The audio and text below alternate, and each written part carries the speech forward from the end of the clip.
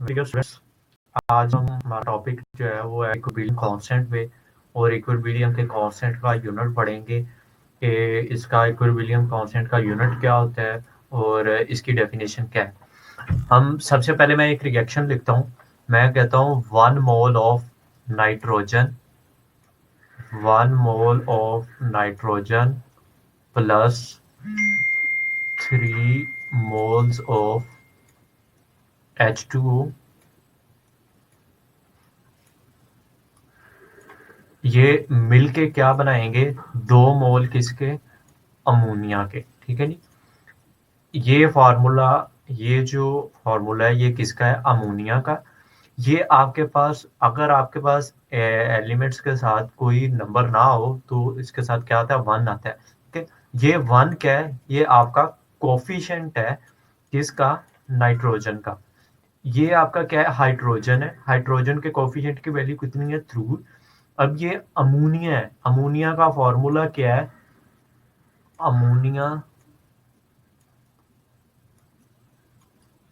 Ammonia का आपके पास formula है NH3। ठीक है। ये 2 मोल्स हैं यानी इसकी कोफिशिएंट की वैल्यू कितनी है 2। ठीक है। अब मेरे पास ये आपका क्या है रिएक्टेंट है और ये आपका क्या है प्रोडक्ट है। ये आपका प्रोडक्ट है। ठीक है जी। और ये आपका क्या है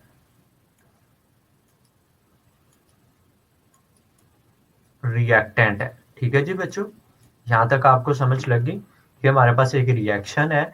इस रिएक्शन में 1 मोल ऑफ नाइट्रोजन ऐड होते हैं किसके साथ 3 मोल्स ऑफ हाइड्रोजन के साथ। तो आपके पास क्या बनता है 2 मोल्स बनते हैं किसके अमोनिया। ठीक है जी। अब आपने क्या कर रहा है इसका इक्विलिब्रियम कांस्टेंट जो है वो फाइंड करना है। इक्विलिब्रियम कांस्टेंट की जो एब्रीविएशन है वो क्या है Kc। ठीक है। ये Kc को हम क्या कहते हैं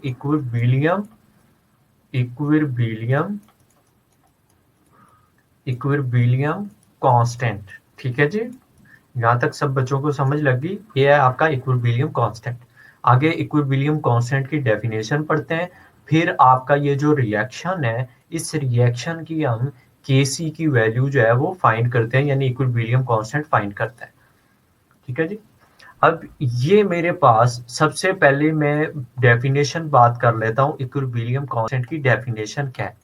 वो कहते हैं इक्विलिब्रियम कांस्टेंट क्या है ये आपकी रेशो है रेशो ऑफ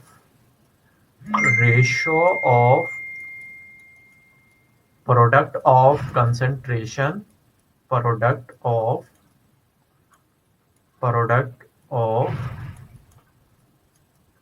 कंसंट्रेशन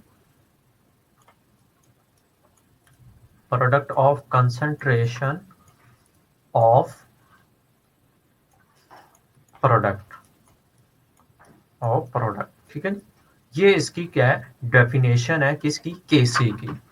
अब लेट्स सपोज मेरे पास एक रिएक्शन है जिसमें मैंने कहा 1 mole of nitrogen plus 3 moles of hydrogen. ये क्या होते हैं जब रिएक्ट करते हैं तो हमारे पास सॉरी ये आपका बनना था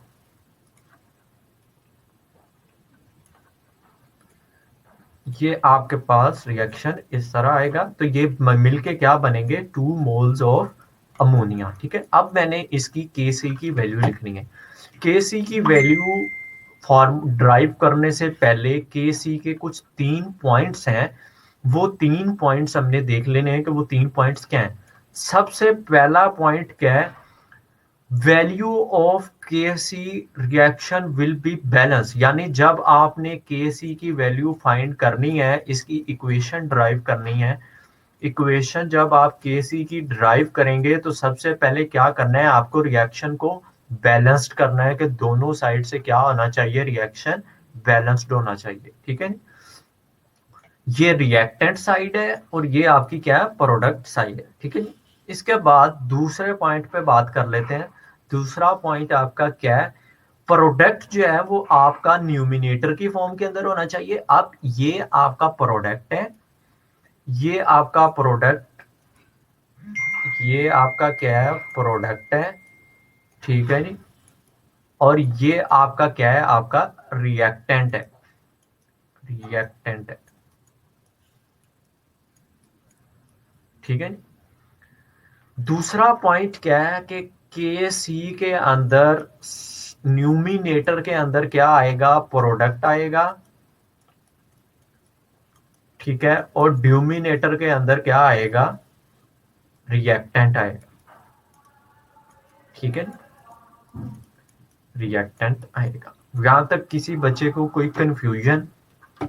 अब ये जो के सी की वैल्यू है, इसके अंदर दो प्रोडक्ट आए हैं, यानी product of concentration of product. ये दो प्रोडक्ट्स जो हैं, ये बच्चे इस पे कंफ्यूज हो जाते हैं कि एक ही डेफिनेशन में दो प्रोडक्ट क्यों आए हैं। इसकी एक्सप्लेनेशन मैं आगे जाके करूंगा कि ये एक ही डेफिनेशन के अंदर दो दफा प्रोडक्ट क्यों आया।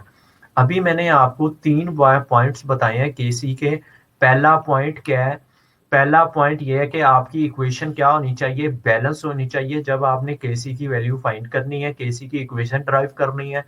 दूसरा पॉइंट ये है कि के सी को जब आपने लिखना है, सबसे पहले क्या आना चाहिए, नोमिनेटर के अंदर प्रोडक्ट, डिनोमिनेटर के अंदर क्या आना चाहिए, रिएक्टेंट आना चाहिए। अब इसका तीसरा पॉइंट देख लेते हैं, जब आपने के सी की वैल्यू लिखनी है, तीसरा पॉइंट क्या है, कोफिशिएंट जो है वो आपका एक्सपोनेंट की फॉर्म के अंदर आएगा। कोफिशिएंट, कोफिशिएंट जो है ये आपका किस फॉर्म में आएगा, एक्सपोनेंट की फॉर्म में आएगा। कोफिशिएंट आपका एक्सपोनेंट की फॉर्म के अंदर आएगा, ठीक है। अब इसको देख लेते हैं कि इस पॉइंट का मतलब क्या है। लेट्स सपोज मेरे पास ये 1 मोल ऑफ नाइट्रोजन है, ठीक है जी, ये जब ऐड होगा 3 मोल्स ऑफ हाइड्रोजन के साथ, तो ये मिलके क्या बनाएगा, 2 मोल्स ऑफ अमोनिया, ठीक है जी। मैंने आपको सबसे पहले ही लेक्चर में शुरू के स्टार्ट में हमने पहले व्हाइट बोर्ड पे पढ़ा था कि ये आपका क्या है, आपका कोफिशिएंट होता है, ये आपका कोफिशिएंट है, ये आपका कोफिशिएंट है, ठीक है। जब आपने केसी की वैल्यू जो है लिखनी है, तो ये कोफिशिएंट जो है ये आपकी एक्सपोनेंट की फॉर्म के अंदर चले जाएंगे। लेट्स सपोज मैं कोफिशिएंट की वैल्यू लिखता हूँ के सी, ठीक है जी। उसके बाद पहला पॉइंट हमने इंप्लीमेंट करना है। पहला पॉइंट क्या है कि आपका रिएक्शन जो है वो क्या होना चाहिए, बैलेंस्ड होना चाहिए। रिएक्शन हमारा क्या है, बैलेंस्ड है, ठीक है जी। अब मैं क्या करता हूं, सबसे पहले मैंने क्या, दूसरा पॉइंट क्या है, सबसे पहले आपने क्या करना है, सबसे पहले आपने प्रोडक्ट लिखना है, फिर आपने रिएक्टेंट लिखना है, यही था आपका दूसरा पॉइंट, ठीक है जी। अब मैं दूसरा पॉइंट लिखता हूं, प्रोडक्ट आपका क्या है, NH3, ठीक है जी। अब ये कोफिशिएंट है, ये तीसरा पॉइंट हमने क्या पढ़ा था, कोफिशिएंट आपका किस फॉर्म में जाना चाहिए, वो जाएगा एक्सपोनेंट की फॉर्म के अंदर, ये यहाँ पे आ जाएगा स्क्वायर, ठीक है बच्चों। ये यहाँ तक ये हो गया। इसके बाद आपने ये लिखना है नाइट्रोजन, यानी N2, ठीक है जी। जब यहाँ पे कुछ नहीं होगा तो इसका मतलब ये है कि यहाँ पे क्या आ गया, 1 आ गया।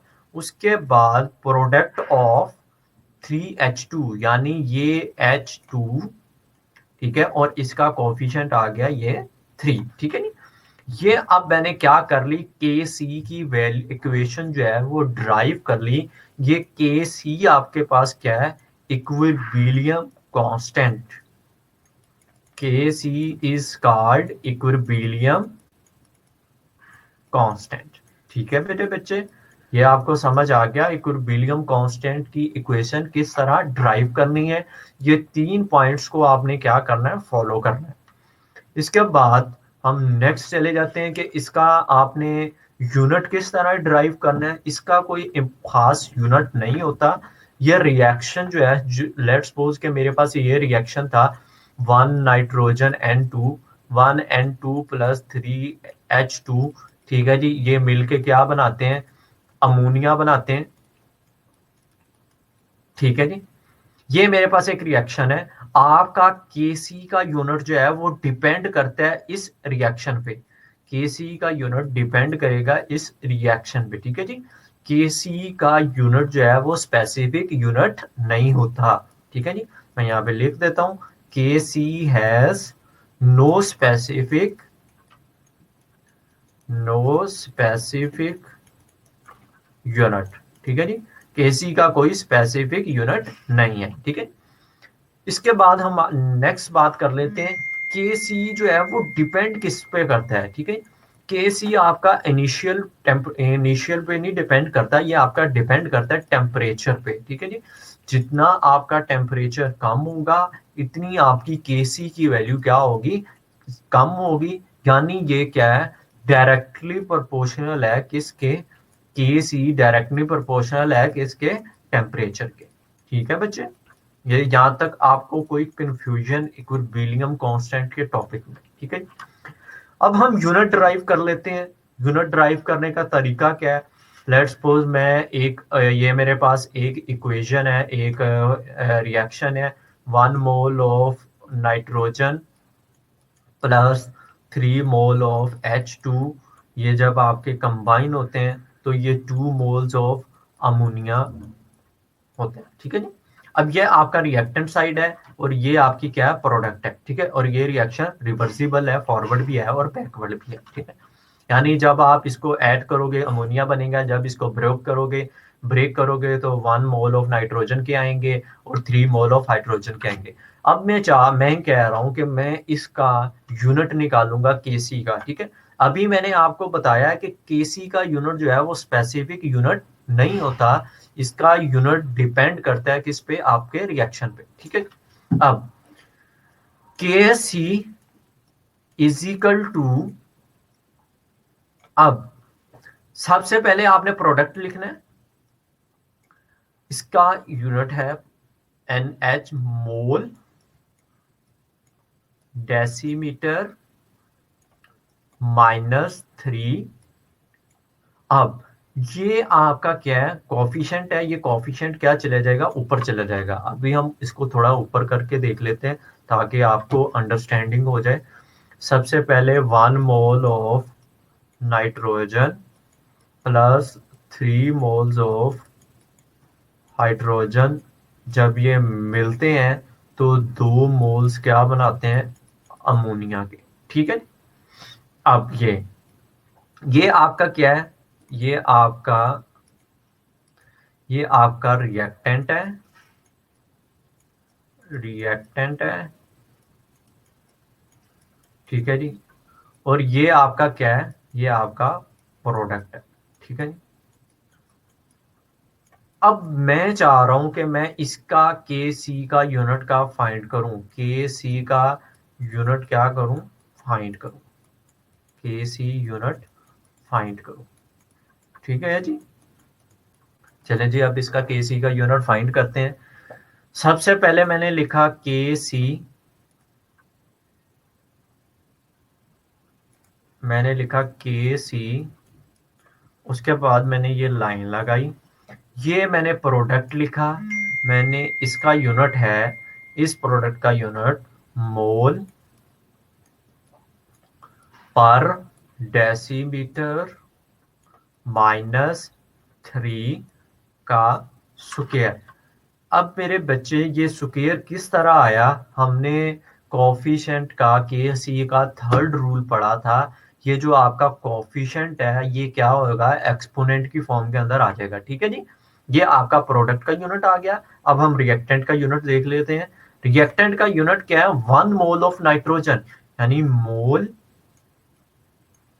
पर डेसीमीटर -3, ठीक है जी। ये 1 आ गया। अब ये 1 क्यों आया, क्योंकि इसके कोएफिशिएंट की वैल्यू क्या है, 1 है, ठीक है। इसके बाद प्रोडक्ट ऑफ, अब मोल पर डेसीमीटर -3, ठीक है जी। अब यहाँ पे 3 आ गया, ये मैंने यहाँ पे 3 लिख दिया। ये 3 क्यों लिखा, ये इसका हाइड्रोजन का कोएफिशिएंट क्या है, 3 है, ठीक है जी। यहाँ तक समझ लगी। ये मैंने अब क्या कर ली, Kc का यूनिट जो है इस ड्राइव कर रहा हूं। अब हमने क्या करना है, इसको सिंप्लीफाइड करना है। अब देखें जी, ये डिवीजन है, इस डिवीजन के अंदर यहाँ पे 2 है और यहाँ पे 1 है। जब डिवाइड के अंदर दोनों सेम चीजें आ रही हो तो हम क्या कर देते हैं, कटिंग कर देते हैं, अगर कटिंग पॉसिबल है। अब यहाँ पे 2 है और यहाँ पे 1 है, मैं क्या करता हूँ, मैं इस इक्वेशन को काट देता हूँ इसके साथ, ठीक है जी। अब यहाँ पे क्या था, अभी यहाँ पे 2 है, अब यहाँ पे क्या बच गया हमारे पास, 1 बच गया, ठीक है जी। अब यहाँ पे 1 बच गया, तो मैं यहाँ पे लिखता हूँ के सी इज इक्वल टू मोल पर डेसीमीटर -3, ठीक है जी। ये 1 आ गया, ठीक है। उसके बाद ये, अब ये चीज तो हमारे पास खत्म हो गई, कट गई ऊपर वाली इक्वेशन के साथ। अब मेरे पास आ गया मोल पर डेसीमीटर माइनस -3 का क्यूब, ठीक है। अब फिर कटिंग हो रही है, ऊपर 1 है नीचे 3 है, मैं इसको कट कर दूंगा इसके साथ, तो मेरे पास इक्वेशन कुछ इस तरह बनेगी, के सी इज इक्वल टू 1 मोल पर डेसीमीटर -3 इज इक्वल टू का स्क्वायर, ठीक है। अब ये मेरे पास इस तरह बन गई, क्योंकि हम इसमें 1 के सी के अंदर 1 नहीं करते, अब मैं इसको क्या कर दूंगा, ओवरटर्न कर दूंगा। सबसे पहले मैं इस 2 को अंदर सॉल्व कर लेता हूँ। मैं कहता हूँ के सी की वैल्यू क्या है, 1 ओवर ये आपके पास मोल स्क्वायर डेसीमीटर -6, ठीक है जी। ये आपका 2 अंदर जाके मल्टीप्लाई हो गया, ये 2 यहाँ पे होगा तो मोल का स्क्वायर आ जाएगा, ये 2 इससे मल्टीप्लाई होगा तो -6 आ जाएगा। अब मैं इस वाली इक्वेशन को ऊपर ले जाऊंगा, जब मैं इसको ऊपर लेके जाऊंगा तो ये आपकी जो कोफिशिएंट की वैल्यूज हैं, इनके जो साइन है वो क्या हो जाएंगे, चेंज हो जाएंगे, ठीक है जी। ये यहाँ पे आ गया मोल मोल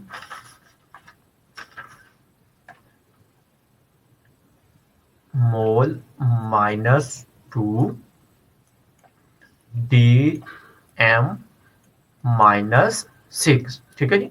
अब ये आ गया आपके पास यूनिट किसका, इक्विलिब्रियम कांस्टेंट का। अब किसी बच्चे को कंफ्यूजन हो इक्विलिब्रियम कांस्टेंट में, तो वो हैंड रेज कर सकता है। अब हम एक नॉर्मल रिएक्शन जो है वो देखते हैं, एक सिंप्लीफाइड रिएक्शन। अब बात करते हैं उसकी के सी की डेफिनेशन के अंदर जो प्रोडक्ट आता है 2 दफा, वो प्रोडक्ट क्या है, ठीक है जी। सबसे पहले मैं देखता हूँ प्रोडक्ट क्या है अब वो, ठीक है। केसी की जो डेफिनेशन है, केसी की बेसिकली डेफिनेशन ये है, केसी क्या होती है, आपकी रेशो होती है product of concentration, product of concentration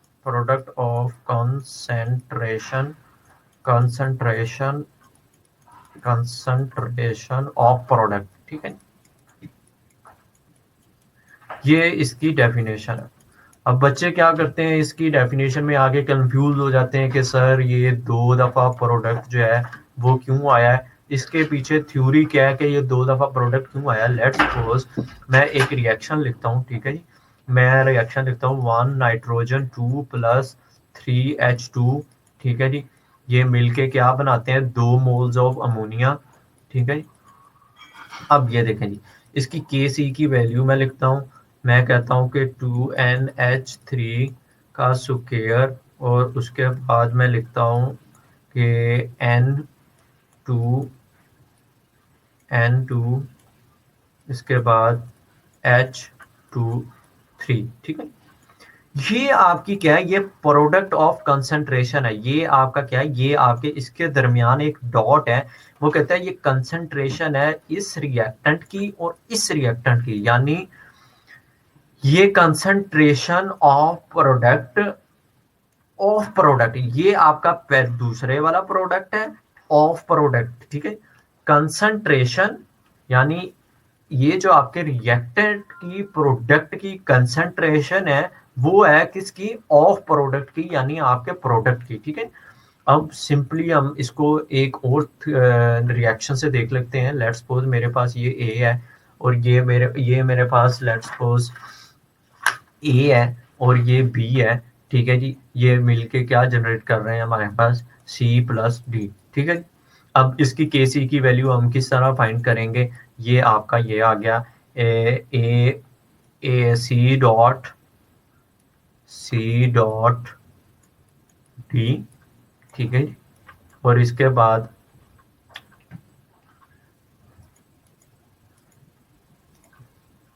ये मेरे पास आ गया ए प्लस बी, ठीक है जी, और सी प्लस डी, ठीक है। ये मेरे पास एक रिएक्शन है। अब इसकी मैं Kc की वैल्यू लिखता हूँ, ये Kc लिख दिया। अब आपने क्या करना है, सबसे पहले प्रोडक्ट लिखना है। प्रोडक्ट क्या है, ये है आपका, ठीक है। एक रिएक्शन जो है वो क्या है आपका, बैलेंस्ड है, यानी ए का मोल कितना है, ए की कोफिशिएंट कितनी है, 1 है, बी का कोफिशिएंट 1 है, सी का कोफिशिएंट 1 है, डी का कोफिशिएंट 1 है, ठीक है। ये Kc का दूसरा रूल फॉलो हमने कर लिया है कि आपका रिएक्शन, पहला रूल हमने फॉलो कर लिया है कि आपका रिएक्शन जो है वो क्या होना चाहिए, बैलेंस होना चाहिए। अब दूसरा रूल क्या है, दूसरा रूल ये है कि सबसे पहले आपने प्रोडक्ट लिखना है। ये आपका प्रोडक्ट है, ठीक है जी, और ये आपका क्या है, रिएक्टेंट है, ठीक है जी, ये आपका क्या है, रिएक्टेंट है। मैं लिखता हूँ C dot D A dot B, ठीक है। अब ये आपकी क्या है, कंसंट्रेशन ऑफ प्रोडक्ट, ठीक है। ये इन दोनों की कंसंट्रेशन क्या है, प्रोडक्ट है, किसकी, इस ऑफ प्रोडक्ट की, ठीक है। ये था इसका ट्रिकी पॉइंट कि जब डेफिनेशन के अंदर आता है 2 दफा प्रोडक्ट तो बच्चे जो है वो कंफ्यूज हो जाते हैं, ठीक है। अब इसका यूनिट जो है वो स्पेसिफिक नहीं होता, इसका यूनिट जो है वो डिपेंड करता है किस पे, रिएक्शन पे, ठीक है जी। अगर आप में से किसी बच्चे का इक्विलिब्रियम कांस्टेंट के बारे में कोई क्वेश्चन हो तो वो हैंड रेज कर सकते हैं, मैं उसका आंसर दूंगा, ताकि आप लोगों को इस टॉपिक के बारे में सारे पॉइंट्स हैं वो क्लियर हो जाएं, ठीक है जी। ये हमारा आज का टॉपिक था, इक्विलिब्रियम कांस्टेंट और उसके units. Thank you so much and welcome to vivid smart learning. हमारे साथ ज्वाइन रहें, हम इंशाल्लाह आपको नेक्स्ट लेक्चर में हम इस नेक्स्ट टॉपिक के साथ मिलेंगे।